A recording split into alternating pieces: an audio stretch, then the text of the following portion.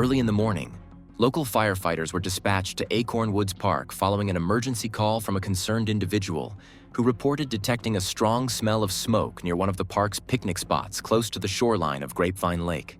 Upon arrival, fire crews quickly located the source of the smoke, a backpack engulfed in flames. While extinguishing the fire, firefighters made a shocking and unexpected discovery. Partial human remains were concealed within the charred remains of the backpack. Authorities swiftly sealed off the entire area, establishing a perimeter as a crime scene.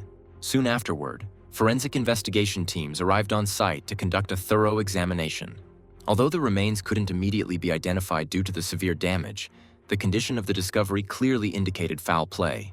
Investigators quickly concluded that they were dealing with a deliberate attempt to destroy evidence of a serious crime. Hey friends, liking, commenting, and subscribing only takes a few seconds, but it means so much to us. Every click and comment fuels our passion. Thanks. Today, we'll dive into a true crime case and examine a photo of Jackie Vandergriff, who was 24 years old at the time of the events. She was, by all accounts, a bright, motivated, and empathetic individual whose early life set the stage for a young woman determined to make a positive impact on the world around her. Born into a family that valued curiosity and compassion, Jackie spent much of her childhood in a tight-knit household where open dialogue, encouragement to explore a wide array of interests, and a strong sense of community engagement were all part of everyday life. Friends who knew her from an early age would often comment on her inquisitive nature. She never seemed satisfied with the superficial explanation of anything, whether that was a simple recipe her mother was preparing or a more complex scientific phenomenon she read about in a book from the local library. This inherent curiosity ultimately blossomed into a keen passion for health and wellness, an area that would define much of her focus in later years. Still, she wasn't just content to think about how nutritional science worked in theory. She wanted to see it in action, turning meals into a creative enterprise by adding different herbs and spices, all while meticulously studying the nutritional content of each ingredient. This early immersion in the art and science of food was more than just a passing hobby. It was the seed of a lifelong ambition that would guide her academic path. By high school graduation, she had already mapped out a plan for her academic journey, applying to schools that offered strong programs in health, nutrition, or related fields. Her letters of recommendation glowed with praise for her altruism and drive, and it wasn't surprising that she garnered acceptance offers from multiple institutions. Although college life can be daunting for many students transitioning to a new environment, Jackie adapted with relative ease when she enrolled at Texas Woman's University. She chose Texas Woman's University for its solid reputation in fields related to health sciences and for the close-knit feeling of the campus community, which reminded her of the supportive environment she valued so deeply at home. Freshman year found her living in the dorms, embracing the new sense of independence that came with being away from her parents for the first time. However, she did not squander her newfound freedom on reckless acts or parties devoid of meaning. Instead, she dove into her studies, joined academic clubs focusing on nutrition and dietetics, and even volunteered with organizations that provided meal services to local residents in need. It wasn't rare for Jackie to spend late nights in the library, poring over texts about human anatomy, micronutrients, and the psychological aspects of food consumption, all the while jotting down her personal reflections on how diet shapes people's quality of life. But she wasn't a recluse. She maintained a social presence as well. Her friends remember group lunches in the campus dining hall where Jackie, with a disarming sparkle in her eyes, would gently guide them toward healthier meal choices, explaining the merits of whole grains or the significance of protein and muscle repair without ever sounding condescending. Sophomore year gave Jackie additional momentum as she continued to refine her academic focus and also took on leadership roles in student organizations devoted to community welfare. She coordinated small-scale workshops on making healthy, budget-friendly meals, especially directed at college students who often complained about surviving on instant noodles. Outside of campus, Jackie found part-time work in a local cafe that prided itself on healthy menu offerings, including salads, smoothies, and vegan treats. The job suited her perfectly. It allowed her to interact with customers from all walks of life, each with different preferences and stories, and she relished the chance to be immersed in an environment that valued wellness. Colleagues at the cafe would later recount that she was the first one to arrive for her shifts, always wearing a cheerful smile and prepared to help wherever needed. Throughout these formative college years, Jackie also kept a close bond with her family. She phoned her parents regularly to share updates about her classes and campus events, and she even scheduled weekend visits home when her workload allowed. In the fall of 2016, Jackie Vandegrift was settling into a comfortable rhythm in Denton, Texas, balancing the demands of her rigorous academic schedule with her part-time work at the cafe and her ongoing desire to share her passion for nutrition with anyone who seemed open to it. Jackie typically relished this fresh start to the semester. It meant a new crop of classes to challenge her intellect, additional volunteer opportunities to explore around campus, and ample chances to meet people who might one day become colleagues, mentors, or dear friends.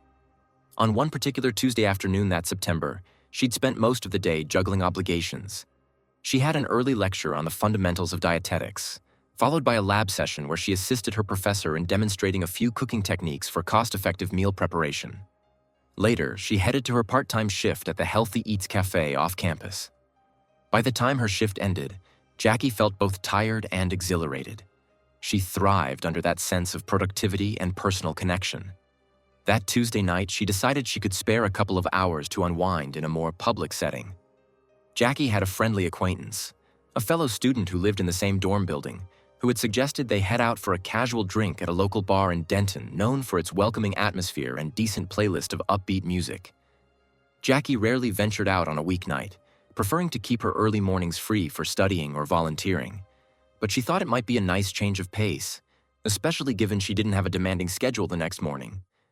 So, after freshening up, she met her dorm neighbor in the hallway, and the two caught a ride to the lively bar scene near the university. This was no raucous nightclub.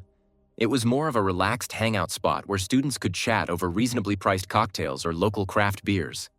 Jackie, being more mindful of her dietary choices, usually opted for something simple. It was around 9:30 in the evening when they arrived, the bar's sign glowing under the street lamp. She made a mental note to call her mom back the next day. At some point that evening, another small group of patrons seated at the bar struck up friendly conversation with them, one of those spontaneous interactions that sometimes happen in college town hangouts where everyone's looking to meet new people. Among that group was a man slightly older than Jackie, later identified as Charles Bryant. He seemed pleasant and talkative at first glance, asking questions about the university, the local nightlife, and sports. Jackie's friend mentioned that it was unusual to see him in a place so dominated by the college crowd, though she didn't initially sense anything particularly alarming about him. Jackie, who had a wide comfort zone when it came to chatting with strangers, especially if they showed an interest in health, nutrition, or just life in general, engaged in polite conversation. Bryant mentioned he had attended a local college some years back and still liked to come to Denton for the bars and music.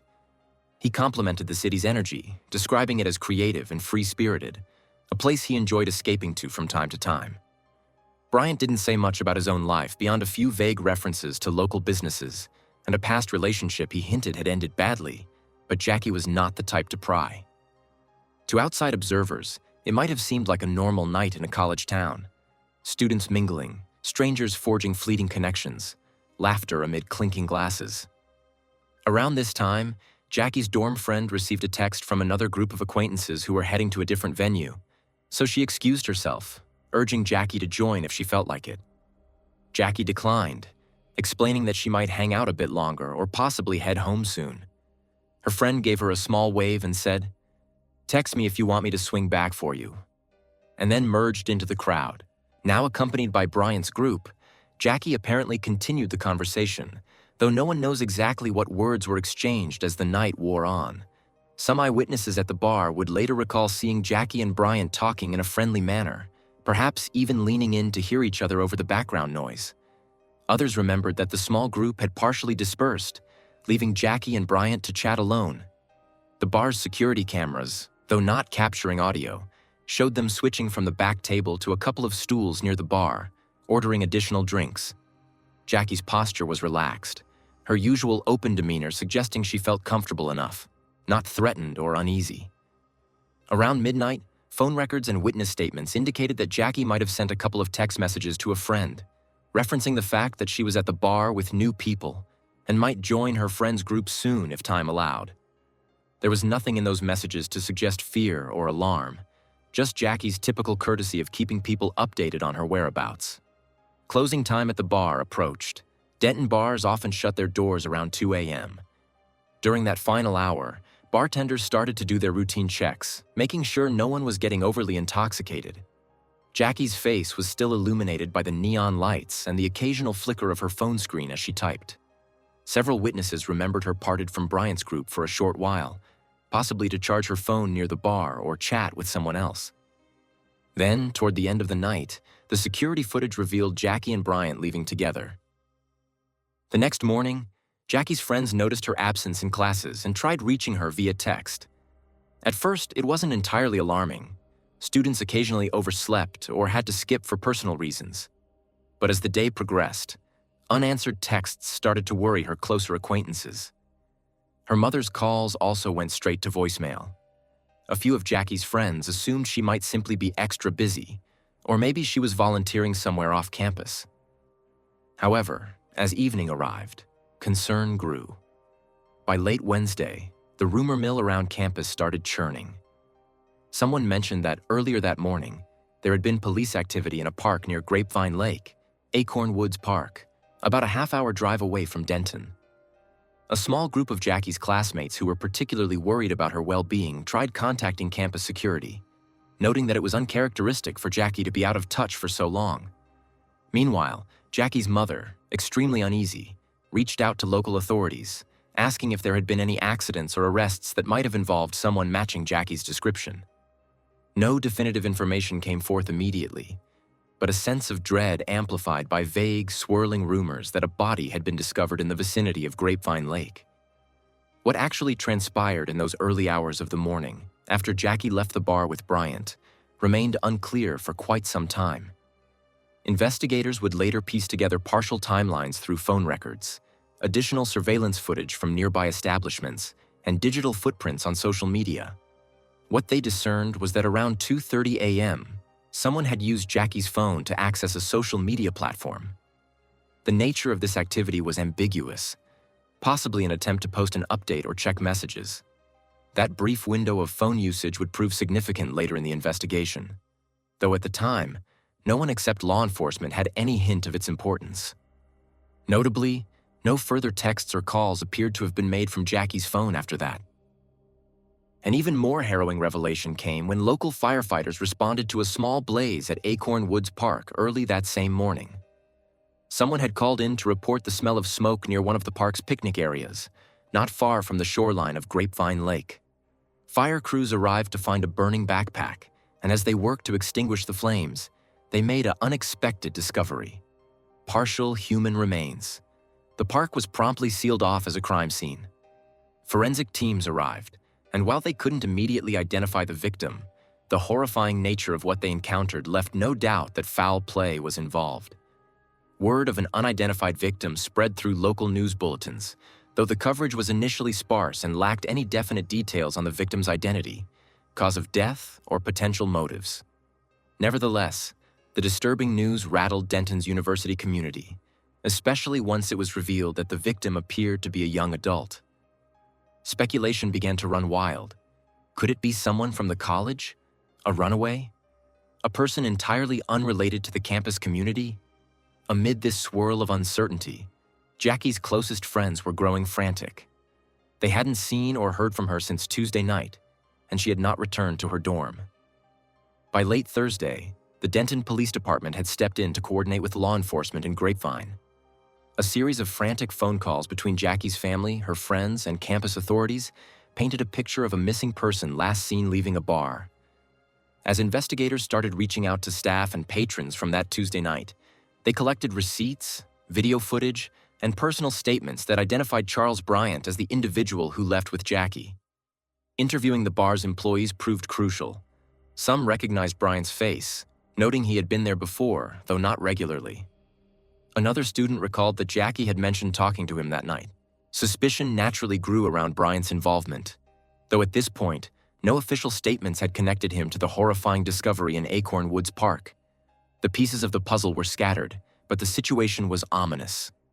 Friends and classmates in the meantime held onto a shred of hope that Jackie might turn up safely, perhaps confused, maybe injured, but still alive. The notion that the remains found in the park could be Jackie was too grim for many to process, especially given her vibrant personality and the absence of any indication that she was in danger. Still, as the campus rumor mill churned, some of Jackie's acquaintances quietly braced themselves for the worst. There were too many uncanny details for them to ignore. The timing of her disappearance, the location of the newly discovered remains, and the complete silence on Jackie's end. Tension lay thick in the air. The story soon caught the attention of local news stations, which began airing brief segments about a missing college student who was last seen in Denton. Reporters interviewed a few bar patrons on camera, but as is often the case in ongoing investigations, many details were withheld to avoid compromising the police's progress. Eventually, Jackie's family, living out a nightmare, received the formal notification they dreaded. Preliminary forensic reports and dental records led to the identification of the remains recovered from the burning backpack in Acorn Woods Park as belonging to Jackie Vandergriff. The precise timeline of her final hours was not yet established, nor was the cause of death officially released to the public. Nonetheless, the heartbreaking confirmation left her family and friends devastated. Vigils were planned on campus almost immediately. Candlelight memorials were set up near the student center, where classmates placed flowers, photographs, and notes expressing their love for Jackie and their disbelief that such a horrific crime could befall someone so universally admired. The university administration issued a statement acknowledging the tragedy, offering condolences and psychological support services for any students in need. That grim uncertainty set the stage for the subsequent whirlwind of police activity, media scrutiny, and communal grief that would engulf Denton and beyond in the coming days. The abruptness of Jackie's disappearance. One moment she was chatting in a bar, the next she was gone without a trace, seemed unreal.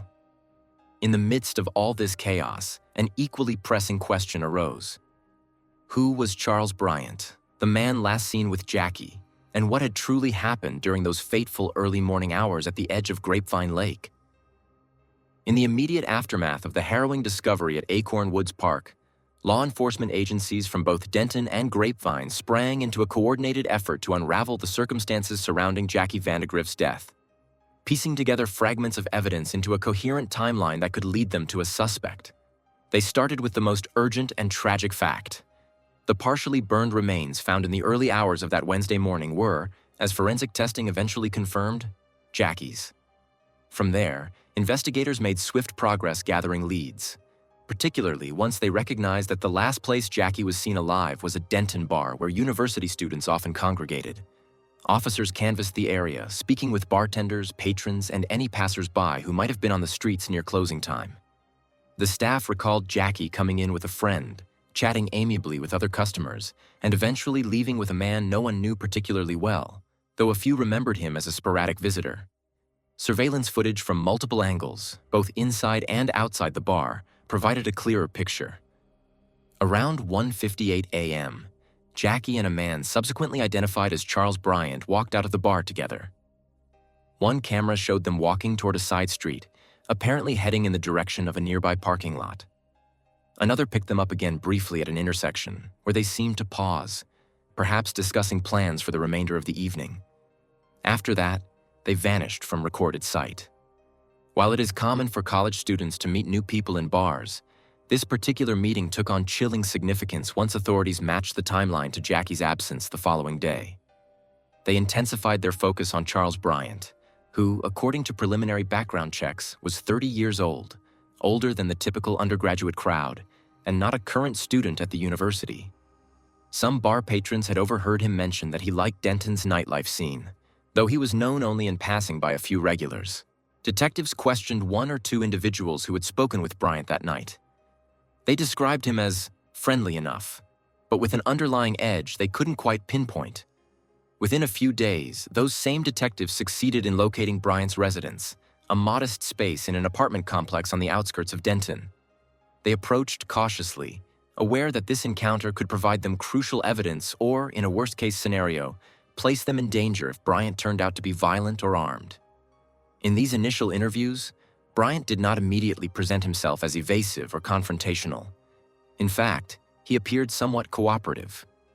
He admitted to having spoken with Jackie that evening, but asserted that they parted ways shortly after leaving the bar, claiming she had changed her mind about going somewhere else with him, deciding instead to head back toward campus or possibly to meet another friend. Despite his calm outward demeanor, investigators noted inconsistencies in his statements, especially concerning the timeline between 2 a.m. and sunrise. As law enforcement continued to analyze phone records, they saw that Jackie's phone had been active on a social media platform shortly after 2:30 a.m. The signal pinged off a cell tower not too far from Grapevine Lake.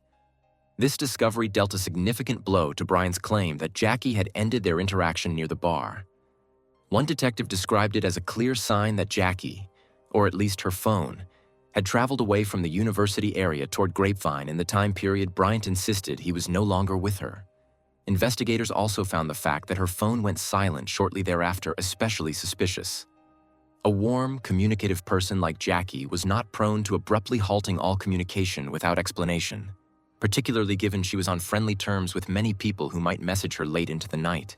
That phone record detail, combined with a few other data points, such as surveillance footage from a gas station between Denton and Grapevine that appeared to show a car resembling Bryant's, began to solidify a crucial link between Jackie's disappearance and Bryant's possible involvement. However, law enforcement needed more than speculation and digital breadcrumbs to make a formal arrest, so they set out to gather as much corroborating evidence as possible. One step involved analyzing any digital footprint Bryant might have left.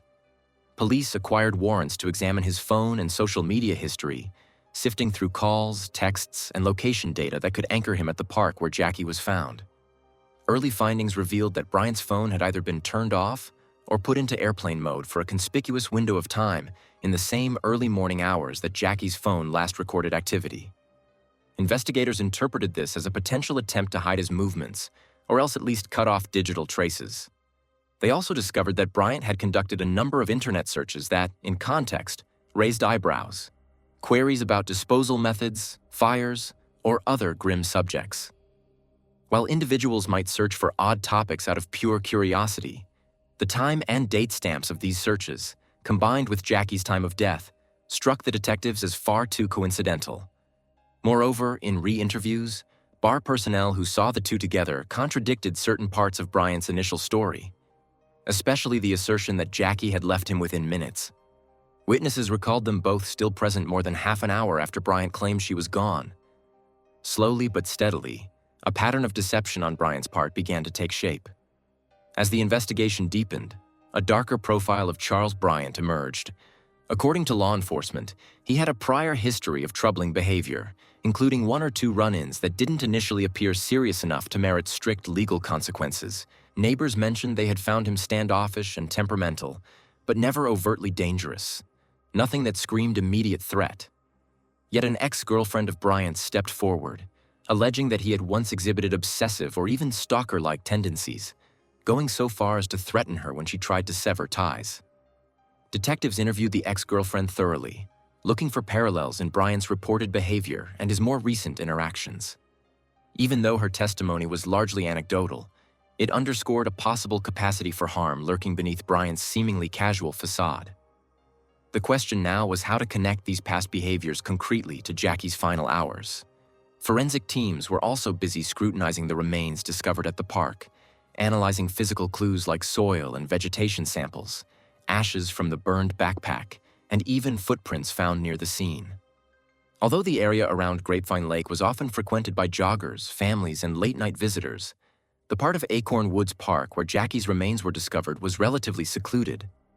The soil composition there was distinct enough to cling to certain types of shoes. Investigators eventually sent soil and ash samples to specialized labs, hoping to match them with anything recovered from Bryant's possessions or vehicle. Meanwhile, a separate branch of forensic investigation sought to ascertain the precise cause of Jackie's death and whether it had taken place on the site or if she had been transported there post-mortem. The initial findings, cloaked in official secrecy, pointed to homicide, though the full autopsy report took time to complete. Authorities dripped out only small amounts of information to the public. They refrained from releasing the explicit details, aware that holding certain facts back could help them identify genuine leads versus false confessions or sensational tips. Into this tense environment came the revelation that Bryant might have used Jackie's credit or debit card after her disappearance, a digital transaction that, while small, was caught by automated banking security systems. If true, this would be a critical piece of evidence, placing Bryant in direct possession of Jackie's personal belongings at a time he claimed to have parted ways with her. Detectives tracked the purchase to a convenience store not far from Grapevine, obtaining the store's surveillance footage as well. Though the footage itself was somewhat grainy, it captured an image of a man strongly resembling Bryant at the exact moment of the transaction. Armed with mounting evidence, phone location data, witness contradictions, suspicious internet searches, possible illegal use of Jackie's financial card, and the glaring timeline inconsistencies, investigators felt they were approaching the threshold necessary to issue an arrest warrant. District attorneys worked closely with the police, ensuring that they could build a strong enough case to secure a charge that would stick, rather than relying on circumstantial evidence alone. The final piece of the puzzle, or at least the one that sealed Bryant's fate in the eyes of law enforcement, arrived when forensics matched linked items found at Bryant's apartment to the park scene. Investigators had seized several pieces of clothing, shoes, and cleaning supplies during a search of his residence. Streaks of a suspicious substance on one pair of shoes were confirmed to be consistent with the soil type in Acorn Woods Park, and there were faint traces of what might have been human biological evidence on them. Additionally, investigators found a half-empty container of lighter fluid tucked away in a closet.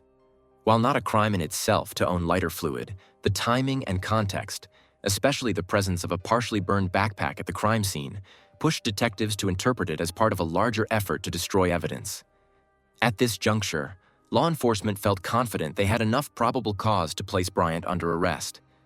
They located him once again, this time at a local gym where he claimed he was trying to maintain his routine amid the swirling rumors and accusations. The arrest was reportedly uneventful from a physical standpoint. Bryant surrendered quietly, accompanied by the tight-lipped stares of onlookers who had no idea what was unfolding in the small lobby area that day. Soon thereafter, a formal announcement was made to the public. Charles Bryant had been arrested and charged with the murder of Jackie Vandegrift, along with separate counts related to tampering with evidence.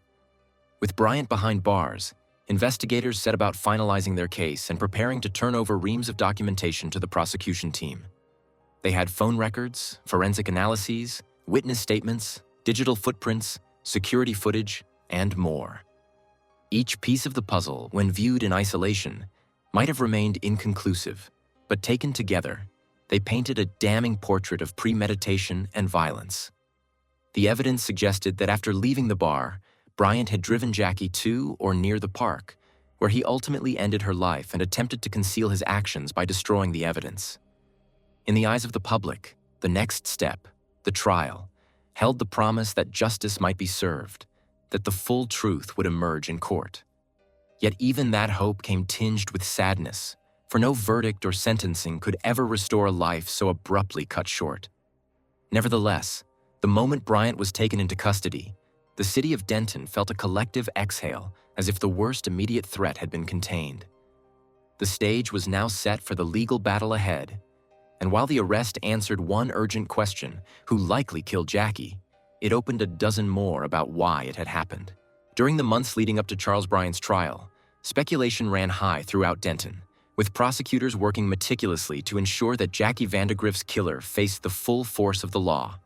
They curated a formidable case from digital forensics, eyewitness accounts, and physical evidence tying Bryant to both Jackie's disappearance and the horrific scene in Acorn Woods Park. At the preliminary hearings, Bryant's defense attempted to sow doubt by claiming that Jackie's death resulted from an accidental altercation gone tragically wrong. Despite these efforts, the evidence suggested a far more deliberate act.